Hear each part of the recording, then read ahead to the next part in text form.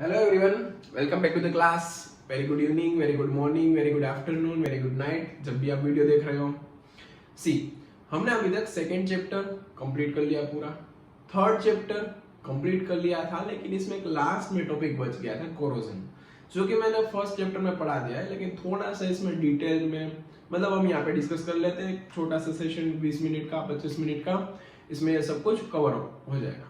Clear? अब देखो एक रिव्यू चाहिए कि भाई सब लोग कमेंट बॉक्स में पहले तो आपकी अटेंडेंस डाल दो कि भाई आप यहाँ पे वीडियो देखने के लिए आ चुके हो। उसके बाद में मुझे एक रिव्यू चाहिए कि मैं फर्स्ट चैप्टर का, जो आपका फर्स्ट चैप्टर है, जो हम ऑलरेडी कर चुके हैं एक बार क्लासेस में, लेकिन यहाँ पे जो हम दूसरी बार कर रहे हैं उसमें आपको वन शॉट वीडियो चाहिए। वन शॉट मतलब एक ही लेक्चर में पूरा फर्स्ट चैप्टर डिटेल में 1.5 घंटे का 2 घंटे का सेशन एक ही लेक्चर में खत्म करूं, या फिर उसको पार्ट्स में डिवाइड करके कंप्लीट करूं। मतलब आप मुझे रिव्यू दे दो कि भाई सर हमें ऐसा चाहिए, तो कमेंट बॉक्स में अपना अपना रिव्यू दे दो कि भाई वन शॉट या फिर पार्ट्स में। दो ही ऑप्शन लिखना है और कुछ नहीं लिखना है, वन शॉट या फिर पार्ट्स। क्लियर?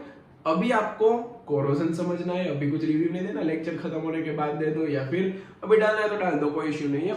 जल्दी से पहले पेन और कॉपी निकाल लो और हेडिंग डाल दो कोरोजन एंड इट्स प्रिवेंशन। मतलब कोरोजन हम यहाँ पे समझेंगे और उसका प्रिवेंशन कैसे करते हैं वो भी हम यहाँ पे समझेंगे। क्लियर? तो देखो यहाँ पे हम बात करते हैं पहले कोरोजन के बारे में। कोरोजन होता है क्या है, कैसे होता है, कौन करता है कोरोजन। सी हम एक चीज पढ़ चुके हैं पहले से, रस्टिंग ऑफ आयरन। अब देखो कोरोजन की बात करूं तो एक सेम फिनोमिना है इसके जैसी। आयरन का जो कोरोजन होता है उसको क्या बोलते हैं? स्पेशली रस्टिंग बोलते हैं। बाकी बात एक ही है तीनों, इसको क्या बोलते हैं? Specially rusting. अब आपको और एक चीज पढ़नी है, आयरन का रस्टिंग पढ़ना है। उसके अलावा कॉपर का कोरोजन कैसे होता है वो भी समझना है, सिल्वर का कोरोजन कैसे होता है वो भी चीज आपको समझनी है। क्लियर? अब कोरोजन एक ऑक्सीडेशन प्रोसेस है। कैसी प्रोसेस है? ऑक्सीडेशन मतलब कुछ इसके अंदर ऑक्सीजन ऐड होगा, हाइड्रोजन रिमूव होगा, लॉस ऑफ इलेक्ट्रॉन होगा, वो सारी प्रोसीजर होती रहती है। मतलब कोरोजन ओवरऑल एक ऑक्सीडेशन प्रोसेस है। क्लियर? ये बात सबको पता चल गई। अब आपने सुना होगा कि आयरन का जो रस्टिंग होता है वो एयर या फिर वाटर की प्रेजेंस में होता है। पहले हम एक एक्टिविटी के थ्रू ये बात क्लियर करते हैं। देखो आपकी एनसीईआरटी में अप्रोक्सीमेटली पेज नंबर 57 के आसपास एक डायग्राम बना हुआ होगा ऐसा कुछ, जिसमें 3 टेस्ट ट्यूब यूज किए। टेस्ट ट्यूब नंबर 1 में उन लोगों ने कुछ वाटर डाल दिया, वाटर के अंदर यहाँ पे आयरन नेल डीप कर दी, ऐसे समझ जाओ, और इसको कर दिया बंद। ओके। सेकेंड टेस्ट ट्यूब की बात करूं तो इसके अंदर वाटर डाल दिया, वाटर के साथ थोड़ा सा उसके अंदर ऑयल भी डाल दिया। आप सबको पता है ऑयल की डेंसिटी कम होती है, ऑयल की डेंसिटी कम होने की वजह से वो ऊपर रहता है और वाटर नीचे रहता है क्योंकि उसकी डेंसिटी ज्यादा होती है। अब इसके अंदर भी एक आयरन नेल डाल दी। ओके, इसको भी बंद कर दिया, डन।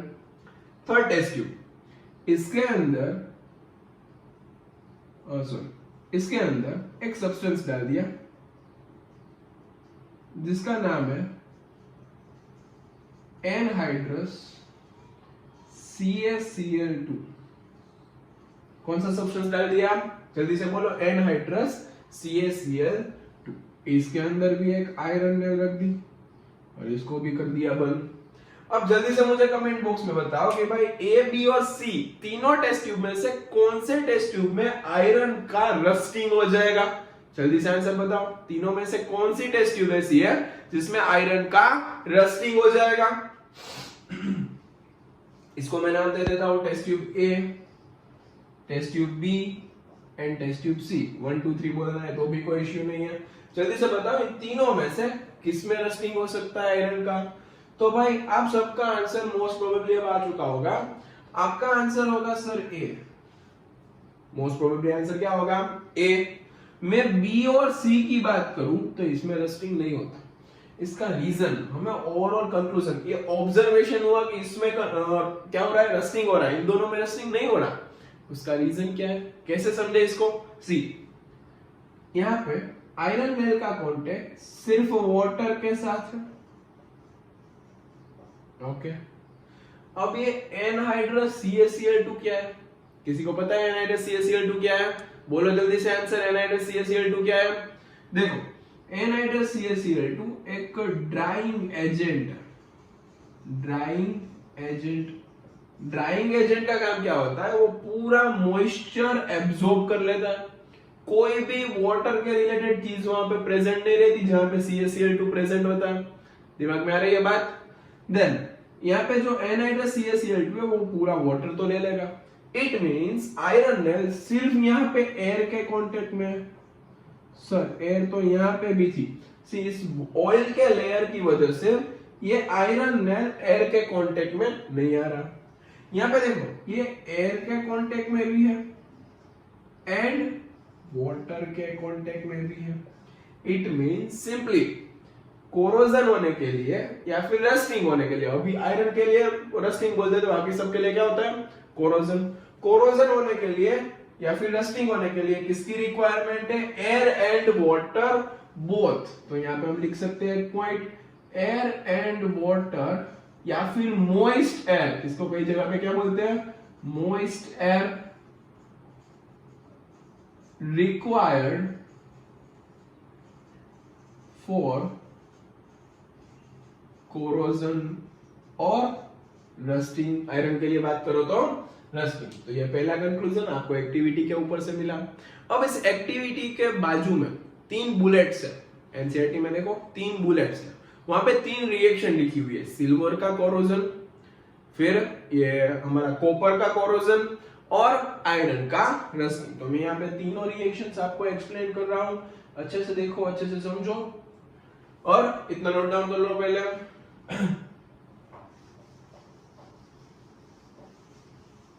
अब देखो आपको वहां पे 3 चीजें एक्सप्लेन की हुई है, ऐसा कुछ बुलेट पॉइंट होगा। देखो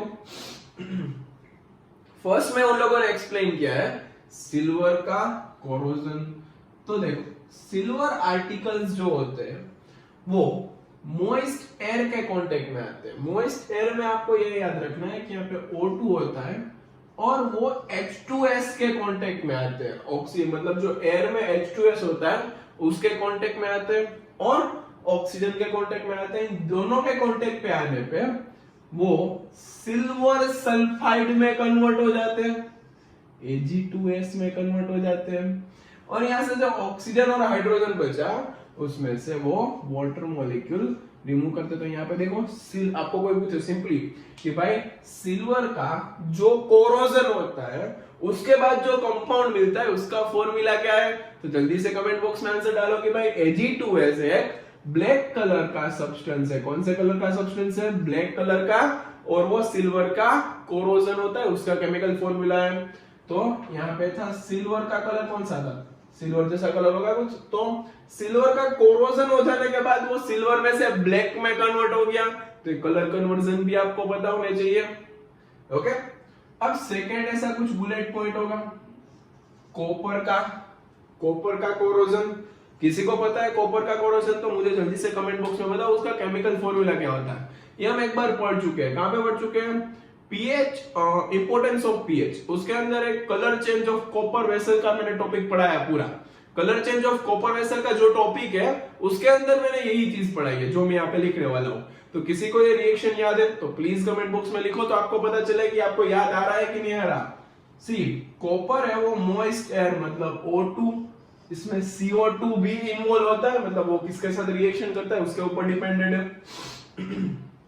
O2, CO2 एंड H2O इन तीनों के साथ रिएक्शन करके CuCO3 डॉट CuOH ट्वाइस ये कंपाउंड बनाता है। बीच में पीछे आप XH2S लिख सकते हो, XH2O फॉर्म होता है। तो ये हो गया कॉपर के कोरोजन का फॉर्मूला ना।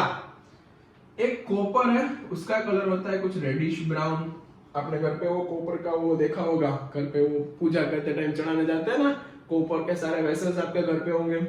वो रेडिश ब्राउन में से कोरोजन होने के बाद ग्रीन में टर्न हो जाते हैं, मतलब पूरा ग्रीन नहीं बन जाता, टर्निशिंग ग्रीन, मतलब कुछ ग्रीन ग्रीन शाइनिंग आ जाती है। क्लियर? और इसका नेचर भी किसी को पता है? इसका नेचर क्या होता है? एसिडिक, बेसिक और न्यूट्रल। किसी को पता है तो आंसर डालो भाई, मुझे आंसर चाहिए जल्दी से। इसका नेचर क्या हो सकता है? एसिडिक, बेसिक और न्यूट्रल। तो भाई आपने आंसर डाल दिया होगा कि इसका नेचर होता है बेसिक। फिर मैंने बताया था कि भाई आपकी जो दादी माँ होती है, नानी माँ होती है, जो भी है घर में, मतलब कोई बूढ़ा आदमी है, वो क्या करेगा? पुराने जमाने के विचार वो यूज करेगा और इसके अंदर जो कॉपर के वेसल्स जो टर्न हो गए ग्रीन शाइनिंग में, उसको क्या कर किसमें कन्वर्ट करता है? तो भाई सिंपली उसके ऊपर लेमन से रबिंग करता है। लेमन के अंदर कौन सा एसिड होता है? लेमन के अंदर साइट्रिक एसिड। वो साइट्रिक एसिड की हेल्प से वो यहाँ पे जो एसिड और बेस की रिएक्शन करवा के इसको न्यूट्रलाइज करवा के अगेन इसमें कन्वर्ट कर देगा। सिंपल रिएक्शन थी। अब नेक्स्ट वन, आयरन का रस्टिंग। तो भाई वो मॉइस्ट एयर के कांटेक्ट में आने पे Fe2O3.XH2O में कन्वर्ट हो जाता है। सिंपल। अब आयरन का कलर तो सबको पता है, उसमें से जो रस्ट बनता है उसका फॉर्मूला, इसका कलर होता है रेडिश ब्राउन। और सीबीएसई बोर्ड ने एक बार पूछ रखा है प्रीवियस ईयर के क्वेश्चंस में, आप देख लेना कि भाई रस्टिंग का केमिकल फॉर्मूला क्या होता है, तो आपको पता होना चाहिए Fe2O3.XH2O। क्लियर?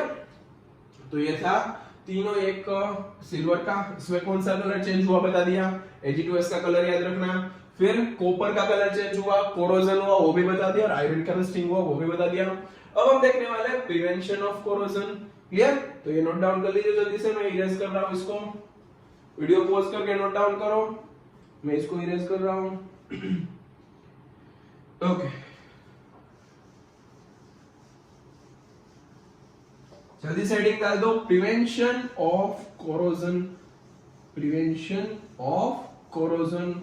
और वीडियो पसंद आ रहा है तो प्लीज लाइक करते जाओ वीडियो को, चैनल को सब्सक्राइब नहीं किया तो चैनल को सब्सक्राइब कर लो भाई। चलो आगे है प्रिवेंशन ऑफ कोरोजन। अब यहाँ पे हम पॉइंट्स लिखेंगे कुछ 1 2 3 4 ऐसे पॉइंट्स लिखते जाएंगे कि भाई कौन कौन से वे जिससे कोरोजन प्रिवेंट हो सकता है, और एक एक चीज को हम समझेंगे। फर्स्ट वन, सिंपल, जो सब लोग करते हैं, पेंटिंग। आपके घर पे एक ऐसी वॉल होगी, उसमें कुछ विंडो में जो आपकी मतलब जो आयरन की जो एंगल्स होती है पूरी, वो सब किसकी बनी होती है? आयरन की। उसके अंदर कोरोजन होता है भाई, ऊपर आप पेंटिंग कर देते हो। सिंपल चीज है, पेंटिंग करने पे क्या होता है, वो मॉइस्ट एयर आयरन के कांटेक्ट में नहीं आ सकती, सिंपल चीज है, और आयरन का कोरोजन नहीं हो सकता। फिर एक होता है ऑयलिंग।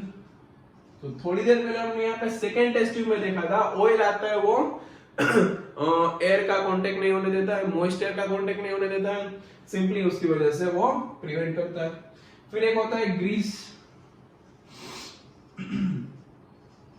ग्रीजिंग। आपने एक क्लोर अल्कली प्रोसेस में NaOH का यूज सुना था, यहाँ पे NaOH मिलता था उसका यूज था डीग्रीजिंग ऑफ मेटल। तो उसके ऊपर जो ग्रीस लगा हुआ उसको रिमूव करने के लिए NaOH का यूज होता था। ग्रीजिंग क्या होता है? ग्रीस मतलब एक हाइड्रोकार्बन ऑयल जैसा एक कंपाउंड है। क्लियर? उसको ऊपर लगाने से वो भी कांटेक्ट ब्रेक कर देता है, ये हाइड्रोकार्बन कंपाउंड, ये ग्रीस। क्लियर?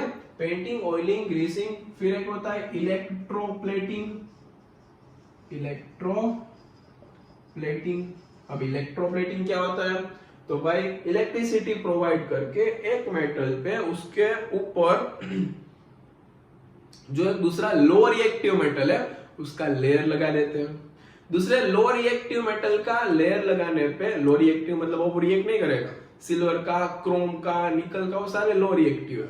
ठीक है, मतलब क्रोम प्लेटिंग बोलते हैं। तो क्रोमियम मेटल होता है, उसका ऊपर लेयर चढ़ता है, सिल्वर का लेयर चढ़ता है। आप जो बाजार से लेके आते हो भाई ऐसा होता है कि भाई ये फेक गोल्ड, मतलब उसके ऊपर गोल्ड का लेयर बना हुआ होता है। फेक गोल्ड मतलब वो 150-200 रुपए में चेन आ जाती है, और वो चेन लेने जाओ, गले में पहनने की चेन होती है, नेकलेस होते हैं, वो सारी चीजें बाहर लेने जाओ, मतलब प्योर गोल्ड का तो 40,000, 50,000, 60,000, 1 लाख, 2 लाख वैसे प्राइस में मिलेगा।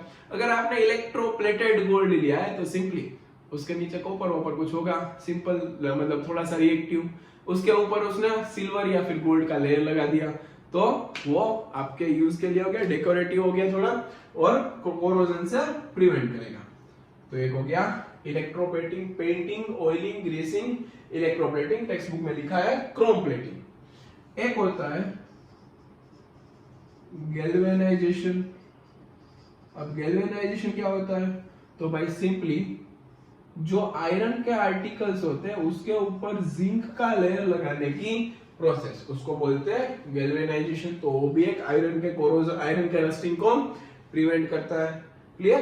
तो painting, oiling, greasing, electroplating, galvanisation. एक चीज आपने सुनी है एनोडाइजिंग। एनोडाइजिंग क्या होता है भाई? पता है किसी को एनोडाइजिंग क्या होता है? मैंने बताया था, डू यू नो में था वो लिखा हुआ 3rd चैप्टर में। हाँ, केमिकल प्रॉपर्टी वाले लेक्चर में मैंने समझाया था, इसके ऊपर का ही लेक्चर, मेटलर्जी था उसके पहले का ही लेक्चर। मतलब एनोडाइजिंग का मीनिंग होता है कि एक मेटल होता है, एल्यूमिनियम ऑक्साइड का एग्जांपल लिया था, उसका एग्जांपल ले लेते हैं। एल्यूमिनियम ऑक्साइड का एक रोड है, उसके ऊपर ऑक्साइड का लेयर बना हुआ है, एल्यूमिनियम ऑक्साइड का लेयर बना हुआ है एल्यूमिनियम के ऊपर। अब मुझे वो लेयर ज्यादा थिक बनाना है। अब सबको पता है एल्यूमिनियम ऑक्साइड का जो लेयर होता है वो प्रोटेक्टिव लेयर होता है। अब मुझे उसके ऊपर प्रोटेक्टिव लेयर ज्यादा थिक बनाना है, तो मुझे क्या करना पड़ेगा? एनोडाइजिंग। क्या करना है? एक बीकर लेना है, उसके अंदर वाटर डालना है, डिस्टिल्ड वाटर 5-6 ड्रॉप उसके अंदर सल्फ्यूरिक एसिड के डालने, कंडक्टिंग नेचर का बनाने के लिए। उसके अंदर से H+O-2 निकलेंगे अलग अलग। अब क्या होगा? तो भाई जो एल्यूमिनियम ऑक्साइड का लेयर है उसके ऊपर, एनोड के ऊपर हमने एल्यूमिनियम ऑक्साइड लगा दिया पूरा, तो वो O- है, प्लस के पास जाएगा, तो एनोड के ऊपर ऑक्सीजन डिपॉजिट होगा, और वहां पे जो एल्यूमिनियम हो उसके साथ रिएक्ट करके एल्यूमिनियम ऑक्साइड का लेयर जो थीन है उसको थिक बना देगा, और एनोडाइजिंग की प्रोसेस हो जाएगी, और उसके ऊपर थिक लेयर लग जाएगा, मतलब वो प्रिवेंट करेगा। क्लियर? मतलब वो सिंपली एक्स्ट्रा इंफॉर्मेशन थी, तो आप एनोडाइजिंग सिर्फ याद रख सकते हो। क्लियर? और लास्ट यहाँ पे आपके लिए last and most important, alloy formation. अब एलॉय के बारे में थोड़ा सा बता देता हूं, उसके बाद कौन कौन सी एलॉय आपको डिस्कस करनी है वो हम देखेंगे। तो ऐसा बोलते हैं कि भाई alloy is a homogeneous mixture. Alloy क्या है? Homogeneous mixture. अब होमोजेनियस मिक्सचर किसका है? तो होमोजेनियस मिक्सचर में मेटल एंड मेटल भी हो सकता है, और होमोजेनियस मिक्सचर में मेटल एंड नॉन मेटल भी हो सकता है। अब मैं डेफिनेशन बोल रहा हूं, नोट डाउन कर लेना। Alloy is a homogeneous mixture of metal with metal और मेटल विथ नॉन मेटल। दिमाग में घुसा? तो एक मेटल का मिक्सचर। अब होमोजेनियस मिक्सचर क्या होता है? तो भाई आपने 9th स्टैंडर्ड में पढ़ रखा है homogeneous mixture, heterogeneous mixture. Homogeneous mixture मतलब ऐसा मिक्सचर जिसमें थ्रू आउट दी मिक्सचर, मतलब पूरा मिक्सचर में सॉल्यूशन के अंदर ऊपर नीचे सब इक्वली पार्टिकल्स स्प्रेड हुए, इक्वली एटम स्प्रेड हुए, इक्वल डिस्ट्रीब्यूशन है, उसको बोलते हैं होमोजेनियस सॉल्यूशन। यहाँ पे homogeneous mixture of metal with metal और मेटल विथ नॉन मेटल। इसके बहुत सारे एग्जांपल है। अब देखो इसमें क्या होता है, एक प्राइमरी मेटल होता है। प्राइमरी मेटल मतलब जिसके ऊपर हम सारी प्रोसेस करने वाले हैं, जिसके अंदर मेनली मतलब वो मेन अमाउंट में वो होता है प्राइमरी मेटल। अब प्राइमरी मेटल के अंदर दूसरे मेटल या नॉन मेटल को ऐड करते हैं, कुछ कंपोजिशन, सॉरी पहले प्राइमरी मेटल को मेल्ट करते हैं, मेल्ट करने के बाद उसमें मेटल या नॉन मेटल जो दूसरे होते हैं यहाँ पे लिखा उस हिसाब से उसको ऐड करते हैं, फिर उसको कूल डाउन करते हैं, मतलब वो अलॉय में कन्वर्ट हो गया। क्लियर? तो एक प्राइमरी मेटल होता है, उसमें मेल्ट करके मेटल नॉन मेटल जो ऐड करना हो, जिस कंपोजिशन में ऐड करना हो करके कूल डाउन करने पे वो अलॉय में कन्वर्ट हो जाता है। फिर एक बात, अलॉय के अंदर जो भी प्राइमरी मेटल है उसकी जो प्रॉपर्टी है वो पूरी प्रॉपर्टी चेंज हो जाएगी। सपोज मैं या ऐसा एग्जांपल दूं कि आयरन, अब आयरन का रस्टिंग जल्दी होता है। क्लियर? तो एक एग्जांपल है, आयरन के अंदर 5% 0.05% कार्बन, अप्रोक्सीमेटली यही वैल्यू लिखी 0.05% कार्बन ऐड करने पे आयरन, देखो प्योर आयरन है ना वो सॉफ्ट होता है, और उसके अंदर 0.05% कार्बन ऐड करने पे वो हार्ड हो जाता है, मतलब प्रॉपर्टी देखो चेंज हो गई। प्योर आयरन एकदम सॉफ्ट होता है, क्लियर। मतलब उसके अंदर मैंने इस अमाउंट में कार्बन को ऐड किया तो वो हार्ड हो गया, नेचर चेंज हो गया। फिर एक अलॉय के बारे में मैं डिस्कस करूंगा। एक अलॉय है, ऐसा लिख सकते हो आयरन प्लस कार्बन, मतलब स्टील में कन्वर्ट होता है, स्टील के फॉर्म में भी आप उसको यूज कर सकते हो। आयरन और कार्बन का मिक्सचर स्टील, मतलब आपके एग्जाम्पलर में क्वेश्चन भी है, मुझे याद नहीं कौन सा क्वेश्चन है, लेकिन एमसीक्यू में क्वेश्चन है कि आयरन एंड कार्बन को मिक्स करने पे जो अलॉय बनती है उसका नाम क्या है, क्लियर। अब एक और अलॉय का नाम था, वो मैं बेसिकली ये दो अलॉय का बता देता हूँ, बाकी आगे हम इरेज करके एक बार और लिखेंगे। जो मर्क्यूरी होता है वो किसी भी मेटल के साथ चला जाए और जो सॉल्यूशन बनता है उसको बोलते हैं मेटल एमेल्गम। मर्क्यूरी अगर किसी मेटल के साथ मिक्स हो जाए, सपोज यहाँ पे सोडियम है तो इसको बोलेंगे सोडियम अमेल्गम। अगर यहाँ पे पोटेशियम है तो बोलेंगे पोटेशियम अमेल्गम। अगर यहाँ पे सिल्वर है तो बोलेंगे सिल्वर अमेल्गम। तो मर्क्यूरी की किसी मेटल के साथ मिक्सचर, मतलब मिक्सचर बनाने पे, अलॉय बनाने पे जो भी चीज फॉर्म होती है उसका जनरल नोमेनक्लेचर होता है मेटल एमेल्गम। इसमें एक एग्जांपल देता हूं, यूज जो ब्रेसेस होते हैं दांत में, टूथ में फिट करते हैं, आप सबको पता है, मतलब वो स्ट्रेट करने के लिए, अच्छे से सीक्वेंस में अरेंज करने के लिए डेंटिस्ट जो प्रोवाइड करते हैं, एक लेयर प्रोवाइड करते हैं, उसके अंदर सिल्वर कलर का जो सब्सटेंस होता है उसमें होता है सिल्वर अमेल्गम, क्लियर। तो आपको पता चल गया होगा कि भाई यहाँ पे जो प्राइमरी मेटल था वो मर्क्यूरी था, उसके अंदर हमने सारी चीजें ऐड कर दी, मतलब बन गया मेटल एमेल्गम, क्लियर। तो ये दोनों को अभी नोट डाउन करो। एक बात और बता देता हूँ यहाँ पे कि भाई जो मेटल्स होते हैं यहाँ पे जो अलॉय फॉर्मेशन होती है उसका मेल्टिंग पॉइंट, बॉइलिंग पॉइंट, मतलब इन शॉर्ट सारी प्रॉपर्टीज वो प्राइमरी मेटल के कंपैरिजन में अलॉय की प्रॉपर्टी चेंज हो जाती है। वो चीज आपको याद रखनी थी, क्लियर। नोट डाउन कर लीजिए इतना, फिर हम अलॉय के बारे में डिस्कशन करते हैं। लिख लीजिए सारी चीजें।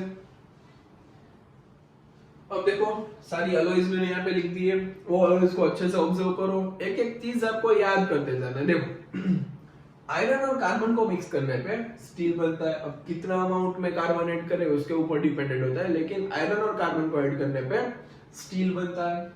मर्क्यूरी को किसी मेटल के साथ मिक्स करने पे मेटल एमेल्गम बनता है, क्लियर। अगर मैं बात करूं जिंक और कॉपर की, याद करो जिंक और कॉपर को मिक्स करने पे कौन सा अलॉय बनता है, ब्रास नाम का अलॉय बनता है, क्लियर। उसके बाद टीन और कॉपर को मिक्स करने पे ब्रोंज बनता है। जो ब्रोंज मेडल बोलते हो ना, ब्रोंज मेडल देते हैं, उसके अंदर क्या होता है गोल्ड मेडल, सिल्वर मेडल, मतलब उसको गोल्ड देते हैं, फिर उसको सिल्वर मेडल, फिर ब्रोंज मेडल, मतलब जिसके अंदर टीन का अमाउंट कम है और कॉपर का अमाउंट ज्यादा है उसको बोलते हैं ब्रोंज मेडल, मतलब ब्रोंज एलॉय। अब यहाँ पे टीन का अमाउंट ज्यादा है और कॉपर का अमाउंट कम है तो उसको बोलते हैं बेल मेटल। जो मंदिर में यूज होता है वो बेल होता है मंदिर में पूरा, वहां पे अब जो यूज वो बेल पूरा किसका बना हुआ होता है, बेल मेटल का। वो एक अलॉय का नाम है बेल मेटल, जिसमें टीन का अमाउंट ज्यादा होता है, कॉपर का अमाउंट कम होता है। और टीन और लीड को मिक्स करने पे सोल्डर बनता है, सोल्डरिंग के लिए यूज होता है, क्लियर। इसका मेल्टिंग पॉइंट कम होता है, वो सोल्डरिंग के लिए यूज होता है। आयरन, निकल एंड क्रोमियम तीनों को मिक्स करने पे स्टेनलेस स्टील बनता है। स्टेनलेस स्टील आपने देखा हुआ है, कहां पे देखा है अभी अगर किसी ने वॉच पहनी है निकालो, उसके पीछे देखो वो पूरा जो सिल्वर कलर का होगा वो स्टेनलेस स्टील होगा, उसके ऊपर लिखा रहेगा स्टेनलेस स्टील। अब उसका रीजन क्या है स्टेनलेस स्टील लिखने का, तो भाई सिंपल बात, आपको यहाँ पे स्वेटिंग होती है ऑब्वियसली। स्वेटिंग मतलब उसके अंदर मॉइस्चर हो गया, ऊपर एयर है, दोनों को मिला के अगर आयरन का यूज करे तो वो पूरा रिस्ट वॉच के पीछे का जो पूरा पार्ट है वो कोरोड हो जाएगा। वो ना हो सके उसके लिए हम क्या करते हैं, तो भाई सिंपल सी चीज है, उसके लिए हम उसको अलॉय में कन्वर्ट कर देते हैं, स्टेनलेस स्टील में कन्वर्ट कर देते हैं, मतलब टफनेस आती है इसके अंदर आयरन की वजह से, निकल क्रोमियम की वजह से कोरोजन से भी वो प्रोटेक्ट होता है और अट्रैक्टिव लुक भी आपको मिलता है। एक और फेमस अलॉय है, आपने सुना होगा 24 कैरेट गोल्ड, सुना है 24 कैरेट गोल्ड, ऐसा लिखा हुआ मिलता है आपको 24 कैरेट गोल्ड, क्या है 24 कैरेट गोल्ड, क्या है 22 कैरेट गोल्ड, क्या है 18 कैरेट गोल्ड, ये सब क्या है? सुनो यार, 24 कैरेट गोल्ड मतलब एकदम प्योर गोल्ड जिसके अंदर कोई भी चीज मिक्स नहीं है। ओके, 22 कैरेट गोल्ड मतलब उसके अगर आप 24 पार्ट करो, जो भी गोल्ड आपको प्रोवाइड कर रहा है जितना भी मास है उसको 24 पार्ट में डिवाइड करो, तो उसमें से 22 पार्ट में गोल्ड मिलेगा, 2 पार्ट में सिल्वर या तो कॉपर मिलेगा। मतलब टोटल 24 पार्टी होते हैं, सब गोल्ड लेके आओ उसमें 24 पार्टी होते हैं, लेकिन उसके अंदर मिक्सचर होता है, कई कई चीजों का मिक्सचर होता है उसके अंदर। 22 + 2 ऐसा करना होता है।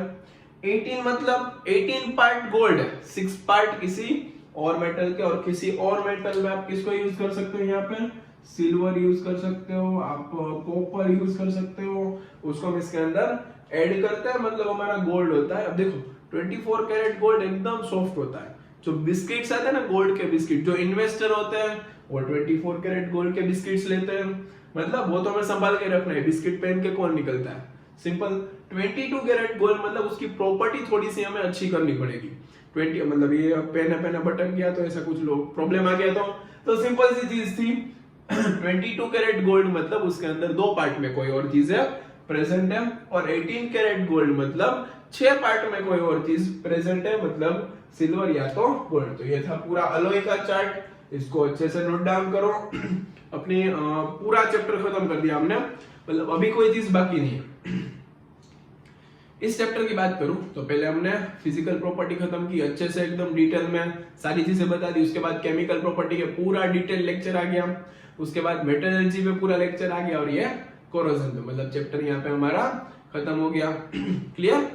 और अभी सेकंड चैप्टर भी हो गया, थर्ड चैप्टर भी हो गया। अब मुझे आपका रिव्यू चाहिए कि फर्स्ट चैप्टर में क्या करना चाहिए, 1 शॉर्ट वीडियो, और एल्स पार्ट में जैसे आप बोलो हो जाएगा, मेजोरिटी होगा वो मैं बोल रहा हूँ। क्लियर?